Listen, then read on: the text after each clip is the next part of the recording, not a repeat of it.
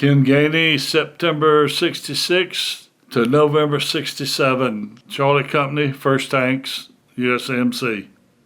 And how old were you? 19. Okay, well, tell me where you want to start. Well, I hit a total of 4 landmines. 2 of them broke the track and 2 of them damaged the tank real heavy. First tank broke the track. While we were repairing it, we were sniped at. Nobody got hit. Took several hours to get the track back together and move the tank. There was always 2 tanks. When you went anywhere, you always 2 tanks. Buddy system, as they call it. The second mine caused a lot of more damage and a lot more work. Were you on an operation? Yeah. In fact, the second tank I got to back up. We were running a convoy from 3rd Battalion, 1st Marines to 1st Battalion, 1st Marines. I was lead tank with the the head gunnery sergeant. And I stopped the convoy and spotted a landmine in our tracks and asked for a mine sweep, which didn't happen. I was ordered to go on. I went about 100 feet or so and hit a landmine, and then they started mine sweeping. In the meantime, the driver of the Amtrak minesweeper stood up and was wounded through the neck, but it didn't kill him. Not minesweeping, and I knew where the mine was. I could spot them. How could you tell? You could just, after being over there for a while, you could tell when somebody messed with the track. We always went back the same track that when we let come over, which I disagreed with. But, so we got the tank fixed and run the convoy on the 1st Battalion, 1st Marines, who was commanded by Colonel Ding Dong Bell. That was his moniker or nickname. And then the 3rd landmine, Amtrak had hit a landmine. I was going to hook to him and pull him over so they could hook their track back up. And I stopped on this side of the creek. I was talking to the Amtrak people. I'd taken my helmet off. The tank commander had taken his helmet off. We were all conversing what we was fixing to do. So the Amtrakers walked back to their track, put the helmet on. Tank commander said, "Let's go." I crossed the creek, hit the landmine. The next thing I remember, I was trying to stand up, and I crawled back to the tank, and the blast was so deep, I just crawled right straight on the tank. I looked down inside the tank. My gunner was bleeding out both ears. His last name was Stout. So I looked over at my tank commander, and he was in la-la land. He didn't know where he was at. And my loader was sitting on top of the tank, and I had to holler at him a couple of times and get the stretchers off the tank. I jumped back on the radio and was talking to the CP, the command post, and my batteries went dead. And Sergeant Boyette was the tank behind me. I hollered at him to call the CP and call for medevac. And that takes time. It wasn't too much time. And then we requested the tank retriever to come out, and hit the landmine at approximately 5 or 6 o'clock in the evening. They were holding a CAP unit, telling the civilians, giving them food, giving them stuff, talking to them. And call for the retriever. Sergeant Funkhauser was the command of it. So they finally arrived, and we started really working on, after the medevac got the 2 injured Marines and left. I thought I was all right. We worked all night and rolled into the CP about after 8 o'clock the next morning. I was asleep when we rolled in. They woke me up, I jumped down off the tank and I had a problem getting up. So the corpsman come to me and just set me for bed rest. Well, the next morning, they took me to the naval aid station there outside Da Nang. Checked me over. Said, you're going to the hospital ship repos. I went to the landing pad on a Chinook, got on a Chinook. We flew out to the repos, and the landing pad on the repos was full, so we just stopped in midair and stood there till we could land. And took me in the naval hospital ship, cold as it could be, on a stainless steel table. And I never will forget the doctor coming with his stethoscope and doing this, and he just snatched it out of his ears, and said, what the hell are you doing in the Marine Corps? And I said, you found a heart murmur, didn't you, Doc? And I had rheumatic fever as a kid. And he gave me some medicine, put me on bed rest on a ward on the ship with, I think, about 7 of us, all Marines. The next day or a couple of days later, somewhere along there, a photographer came up and started taking pictures. And it was General Walt walked in, 3-star Marine Corps general, who was head of the area around there. I forget the name of the area. And he awarded me my Purple Heart and sit on my bunk for 30 minutes and talked, which I thought was really funny or weird. And the next thing I know, they put me on a helicopter and medevaced me back to Da Nang, from Da Nang to the Philippines, to a big hospital there. And I was in the Kui Army Hospital, and when the Navy doctor came to see me, I told him I'd like to be moved to the Marine Corps. He said, well, I have to have a bed moved into the clinic out there. It's Camp Hansen.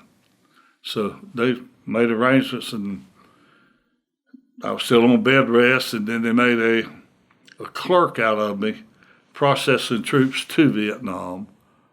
And I processed 2 of my DIs to Vietnam. And then I got better and I requested to go back to my unit. That took a few days. Finally said, yeah, you're going back. I arrived back, and the dates of this, I don't know, because I can't find it on my records. And the executive officer, Lieutenant O'Brien, met me at the Deuce and a Half, picked up my sea bag and toted it to our hooch, and he was real good officer. So the 3rd tank, they totally demolished it or surveyed. They sent it back to Albany, Georgia.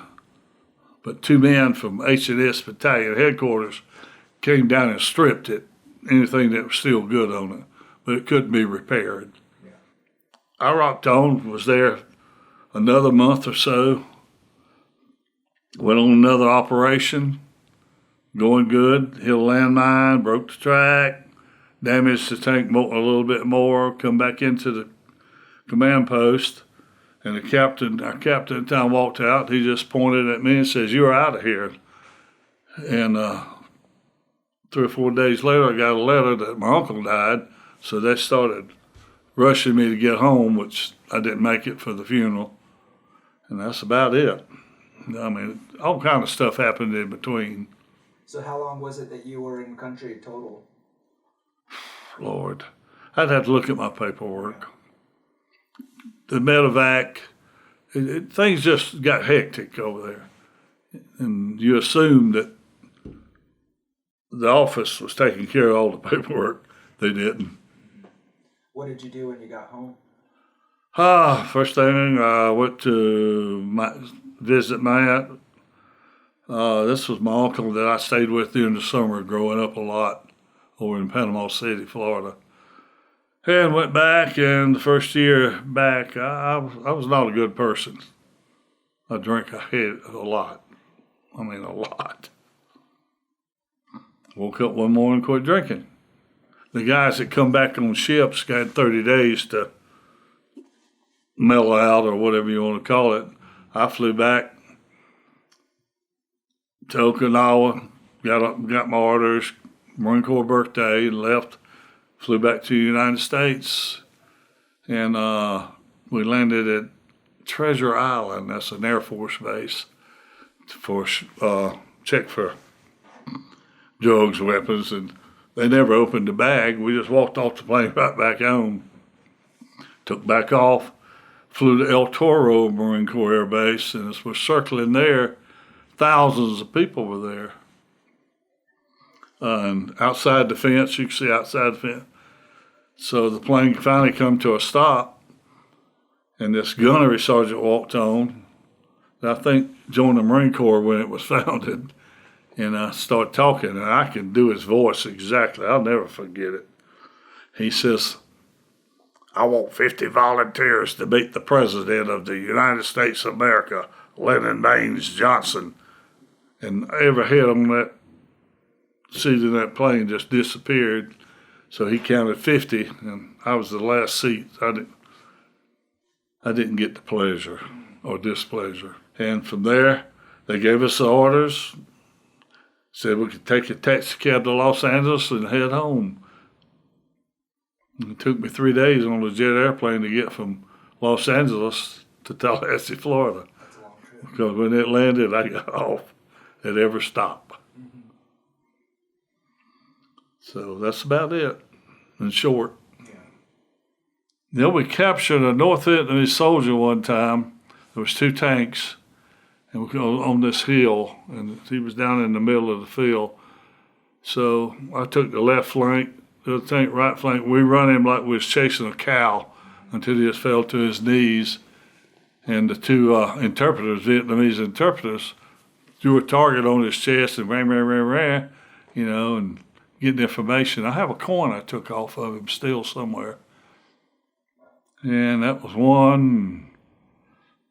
One time we were in a village, and you tried not to run through the gardens or tear the trees down, stuff like that. But this one tank was being ground guided. That's where somebody's in front of the tank, tell you by hand signals which way to go. And I'm sitting watching, and there's a tree there. And the ground guy didn't notice it or didn't care. And there was another guy standing way out there, and I said to the tank, I said, "This is going to be pretty." And the tank hit the tree and knocked him to his knees. Oh, wow. Didn't kill him. And then another time, we're crossing the river there downtown Da Nang, and a fleet of tanks was coming in. I won't tell which service. Don't want to embarrass nobody or hurt their feelings. But there's a line of new Jeeps here, and the ground guy was guiding the tank off, and he told him to turn hard right. When he did, he run over a Jeep and just smashed it flat. And we thought that was pretty funny. And things like that happened over there. There's so much that happened, I was in the hooch one evening or afternoon, and a new lieutenant come in, wanted to know who was from Tallahassee. And in the Marines, you don't raise your hand right away. You don't volunteer for nothing right away. But finally, I had to fess up to him. It was me, and I became his driver. Oh, wow. And he happened to be from Tallahassee, where I was from. And he come out of the reserve unit in Tallahassee. In fact, as a sergeant, went to OCS and made lieutenant. Years later, I got to meet him again, get up with him. Then a mess sergeant, he was a staff sergeant. He wound up from my hometown, Tallahassee. We had a pet dog. He died of distemper. We didn't have veterinarians for dogs. The medic tried to work on him. It didn't work. Was it just a wild dog that? No, just a little. It looked like a miniature German Shepherd. I think it was akin to an Akita. We drew straws for the Bob Hope show, 1966 Christmas show. It was Bob Hope, Les Brown as Bamba Down, Miss World, who was Miss India, the Korean Kittens, or Kim sisters. Joey Heatherton, who was married to a famous football player, Beautiful, beautiful lady. And you can imagine the catcalls going on.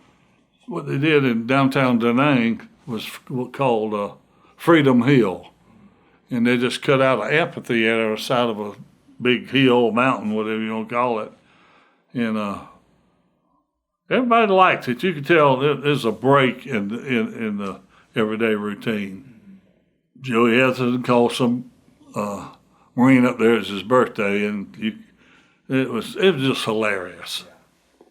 You got away with a lot of stuff you shouldn't have done. But Bob Hope asked the general in charge of the air base there to stop the air flights. He couldn't do that. Marble Mountain was 3 or 4 marked mountains right on the Red China Sea. And we ran a convoy back and forth between there and 3rd Battalion, 1st Marines. And a sniper shot and killed the 1st Sergeant of 3rd Battalion, 1st Marines. So we got orders to destroy the village the next day. We cleared out and destroyed the village. And we did that and moved them to a refugee camp out at Red Beach, which is in the history books. There's not much history written on Vietnam. I think there's one major paragraph. We destroyed the village the next day, went back to our CP, and went on another operation. Tanks were diesel powered, where the Amtraks had fuel cells on the bottom of them, and they were aluminum, high grade aluminum.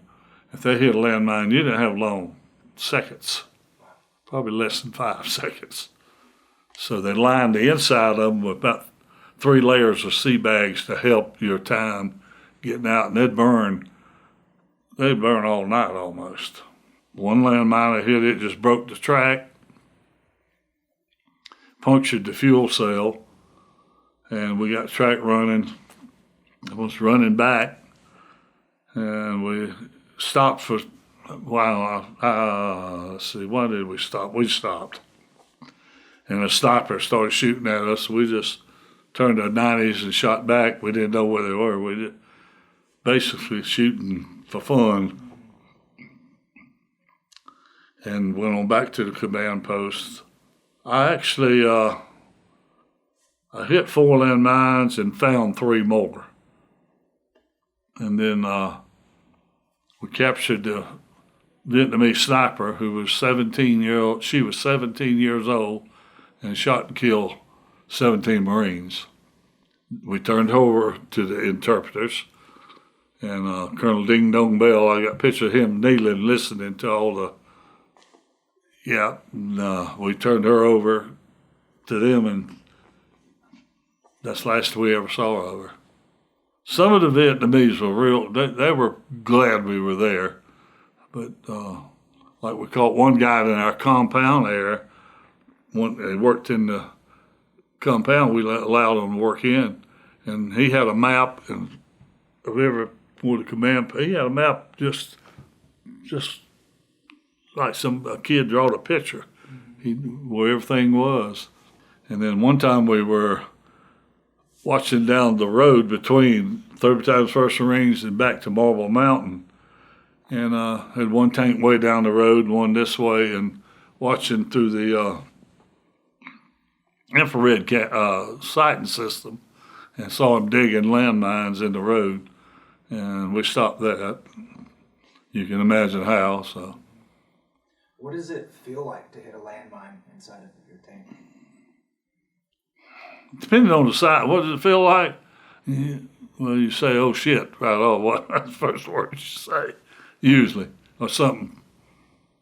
And then you know what's coming. Work. The 3rd landmine I hit, when I crawled back to the tank, it was a lot of smoke coming out of the engine compartment in the rear of the tank. I pulled the fire extinguisher system and then started getting the injury, taking care of the business. It's just, you think you just start doing it automatically. It busted the engine, which was a V12 diesel, 750 horsepower, air-cooled, twin turbocharged, 1,100 and something cubic inches. It split it right in half. So it worked on the tank. And right under the driver's hatch, there's an escape hatch in the old tanks. It blew it out. And under the belly of the tank, you got inspection plates that about that round with I think it was 4 bolts that held them in. They blew all them out. It heavily damaged the tank. You got road arms that are really thick. And if I remember right, it took 2.5, 3 hours just to cut one off. Because it's the steel in it, you can homogeneous steel or something like that. It took time to do everything. And they weighed 52 or more tons. And there wasn't no bumper jack. And the tank retriever would get there. He could lift it a little bit. He couldn't lift it off the ground. So we worked all night, got the track back on it so we could tow it in. You know, it's just a lot of work on the tank. The newer ones are a lot better. I got to meet Roy Rogers and Dale Evans over there just after they had lost one of their sons who was in the Army. But he died in Germany. It wasn't in combat related. I had 3 back operations and a spinal fusion from my injuries over there. Wow. Very fortunate. What did you do after you left the Marines? I tried working. I got into law enforcement. Yeah. And when my back started messing up, that ended that. I had to fight the VA for a while. I got that straightened out by jumping on top of the head of the hospital's desk. Is that a true story? That's a true story. Wow. Very true story. I was been at the hospital waiting on to get checked for 2 days. And the second day, I had enough. And I asked somebody where the head of the hospital was, and he told me, and that's a big mistake. And the VA cops has got a lot of power for their federal to begin with. And sometime somebody notified the neurosurgeon upstairs who I had an appointment with, and he come down. He saved me from going to jail. So he took me up, talked to me for a while. Did no medical checkup, just talked. And so we was on a first name basis. That's how long I've been going to him. And he says, "Kid, I got a doctor you want to talk to. I want you to talk to." And I looked at him straight. I said, "You talking about a shrink?" He said, "Yeah, that's what he is." He come in the room. He closed the door. He talked to me 5 minutes. The psychiatrist, he jumped up, opened the door, and turned around and looked at me and said, told me I was hostile, and left. That was the diagnosis. That was the diagnosis. Back then, the VA, we were all coming back so fast. They were overloaded, not prepared for us, I don't think. And I think back then, to get rid of you, they shoved the narcotics to you. Because I took Percodan and Valium for 6 years, and drinking too. And I went nuts one time. Called my brother to take me to the hospital. And used to, you had little paper grocery bags about that tall. I filled them full of all them drugs, handed them to him, and never took another one. Then I got married and had a baby. My wife had a baby. And that's the only child I got. 52 years old. She is. I'll be 78 in February. Is there anything else you'd like to say to wrap things up or in conclusion? Nope. Except they ought to reinstate the draft and make everybody serve 3 years. All right. Ken, thank you so much for your service and appreciate everything you've done and spending your time with us today. Thank you.